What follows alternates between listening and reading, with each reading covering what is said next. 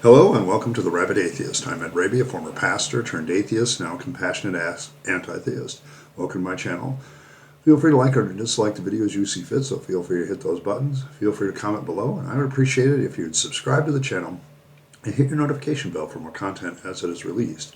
Also free to share my videos as much as you like, because the purpose of this channel is educational in regards to atheist and deconversion issues and any issues related to those issues. A heart shout out to the Rabyd Nation.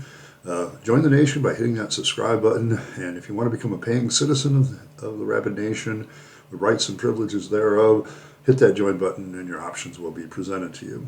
Today I want to continue on our Tuesday Bible studies, and I'm going to interrupt When God Kills and Tongues of Fire, where I'm talking about Pentecostals in the book of Acts, for a passage of scripture that's come up a couple of times, and I've been mulling over a couple weeks or so ever since I heard the idea. But the idea of Lot, the character of Lot in Genesis 19 in particular, and relationship to his daughters, and the contradiction it seems to be between 2 Peter 2, 4 through 10, where Lot is mentioned as a person who is righteous and vexed with the unrighteousness of his city.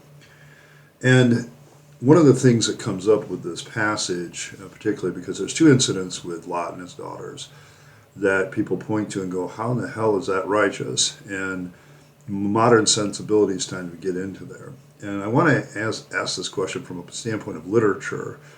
Is the character of Lot actually righteous? Okay, or is it just one of those things where the Bible is kind of covering up the bad behavior of somebody? Now, looking at this, we need to look at 2 Peter 2 first, because the thing that is declared there are two things that are declared about Lot: that he was righteous, and that actually he had a vexation with the evil and stuff that was around him, that he was actually very upset about all the evil things that people were doing in his city, and he was just kind of, just mortified by it. Now, when you read this passage, 2 Peter 2, and you read 4 through 10, and you put it in context, one of the things that comes up is angels, which also appear in the story of Lot and Sodom and Gomorrah in Genesis chapter 19, where two angels come to Lot, and he invites them into his home. Okay, so one of the things that a lot of Christians and other people don't seem to want to understand, that if you really want to get a good grip on what the New Testament writers felt about angels, you really have to know your book of Enoch. Because the book of Enoch creates a couple of things, and it's been a while since I read it, but there was two impressions that came away from me when I read the book of Enoch. One is that angels had some sort of choice to make about whether to follow God or not. And the other thing that came out is that sex with angels was a dangerous thing, because it either produced giants, okay, because there's the passage where, the sons of God found the sons of men, the daughters of men, to be beautiful, and they started having sexual relationships and producing the giants. Okay, and so this is one thing that comes out of that relationship. So when you see that passage in Genesis, it's referencing the book of Enoch even there. The book of Enoch is fairly old, about the same time as all the rest of the Old Testament writings are coming out of the Babylonian and Persian exiles and things like that. So, but the idea of the character of Enoch, who was not, because God took him, he becomes this purveyor of this tale of angels and, where they disobeyed and all the other stuff. And so that understanding is ingrained in these writers, okay, that the book of Enoch never really becomes canonized, but they take it very seriously, like it's history, like it is something that they should take seriously.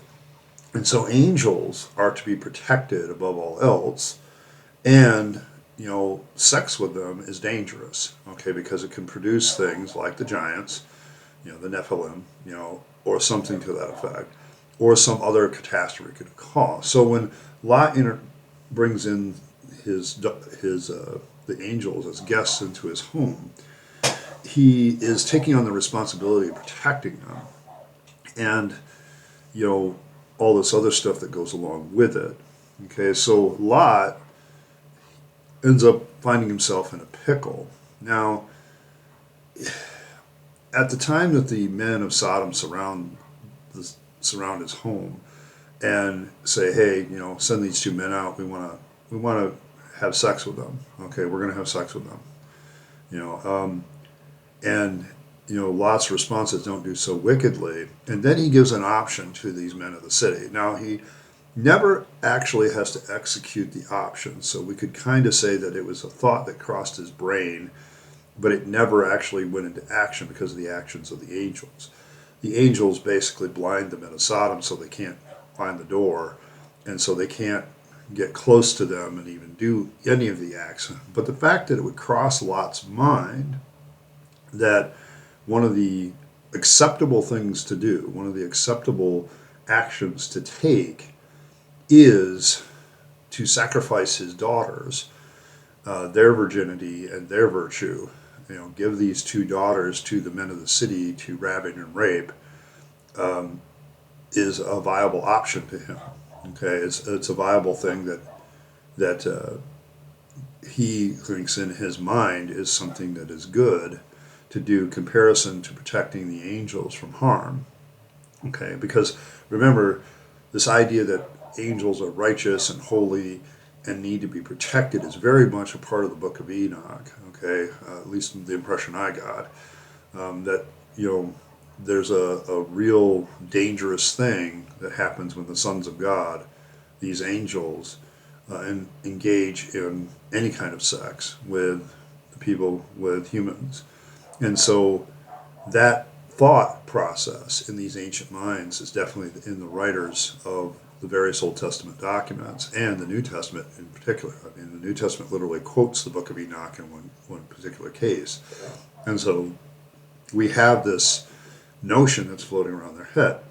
So the question is, for us with modern sensibilities, how does Lot maintain his righteousness given that he had this thought?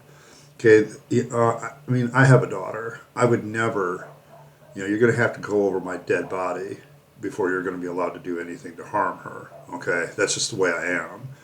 Okay, so the idea that you could be corrupted in your brain enough to think that sacrificing your two virgin daughters to this gang of rapists is something that is acceptable seems very, very kind of weird to me. Okay, it's not an acceptable option. But to Lot, when you consider all the things that the writers were putting into this character, was that an acceptable action? And I would say that the reason why the Bible still continues to call Lot righteous is that it was an acceptable action given the nature of the angels that he was trying to protect. That actually was an acceptable option, okay, for him, okay? And this, to me, undercuts his righteousness. But to the theist, you have to defend the fact that, in my opinion, that you have to defend Lot's actions to maintain his righteousness. Because the Bible never has anything but good things to say about Lot, particularly if you take 2 Peter 2 seriously, and that he was vexed by, you can't say that he was corrupted by the unrighteousness of, and that's why he thought this way, because it clearly says he was vexed with the unrighteousness of it. If you're going to let Scripture interpret Scripture, then Lot's attitude in this situation where he's giving up his daughters, he's vexed with the unrighteousness of his city, but he's faced with the monumental task of having taken angels into his home and trying to protect them. Now, they really don't need any protecting, as the story bears out, but Lot, seems to still think that this is an acceptable option. And I think you have to defend that as a theist. Now, this isn't as dangerous or ludicrous as trying to defend the genocides of the Bible, but it is definitely one of those thought processes where the ancient people thought it was okay to sacrifice women in general in order to save other entities like angels or even men. Okay, so this hierarchy, this pecking order is still clearly there. There's definitely a hard patriarchy here. And so we got that issue. Now the story unfolds, and Lot is asked to leave the city. His wife looks back, turns into a pillar of salt.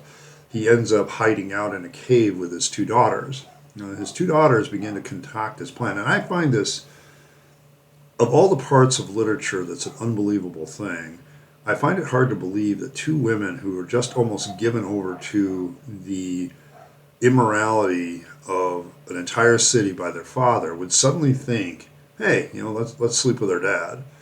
Okay, so what you have here is a very interesting case. Now, a lot of people like to get Lot off because he's drunk. Okay, I'll allow for extenuating circumstances, and the fact that the girls are actually taking action is part of the story too. You can't remove their culpability, but to them, the society only gives them value if they have children. Okay, and so if that's the case, then they're kind of pressured by their society to have children, and their contention is there's no men around here that'll even touch us. Okay, or they didn't know that any men were still alive in that apocalyptic type scenario where everything's burning and destroyed as part of literature. They're probably thinking, is our father the only one left? Okay, and they want children, and so they concoct a plan to get their father drunk and then sleep with him. Okay, and so they do it one night, and then they do it, the younger daughter does it the next night. And it becomes interesting, because we're still sitting here saying that Lot is a righteous man vexed with the evil of his city, but he's just engaged in sexual immorality, at least not at the time, because the law isn't given. Is he engaged in sexual immorality? Maybe not. Now, sex with immediate daughters and producing children with them is not an advisable idea given our knowledge of genetics, but at the same time, it has happened. Okay, so the issue is not whether the story is believable. The issue is the actions of the daughters and the actions of the father, Lot. And my question at that point is, after the first night, what the hell, Lot? Did you sober up enough to realize what happened? According to the story, he doesn't realize what happened, that he's so drunk or vexed with grief. So maybe we can get Lot off there.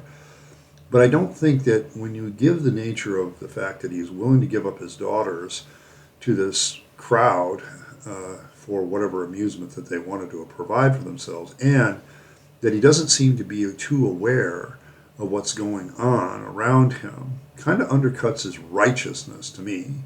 Now, is it a hard case? I don't know. But I also find this story very interesting, and a lot of people will sit there and say, well, Lot was corrupted by, Sodom and Gomorrah. That's why he thought that giving up his daughters was okay. But that's not what 2 Peter says. 2 Peter says that he was vexed with the unrighteousness of his city. He was a righteous man himself, and he was vexed with the unrighteousness of the people around him. So you can't say that he was corrupted. So you have to say that giving up his daughters, in my opinion, was a righteous act. And later on, raising up children, is also a righteous act. Because when you look at the lineage of Lot, there's clearly a lineage that he has through his two daughters. Okay, not through any other wives, not through anything else, but his two daughters are the ones that provide him his lineage. And it's a very interesting couple of things to sit there and declare a man's absolutely righteous.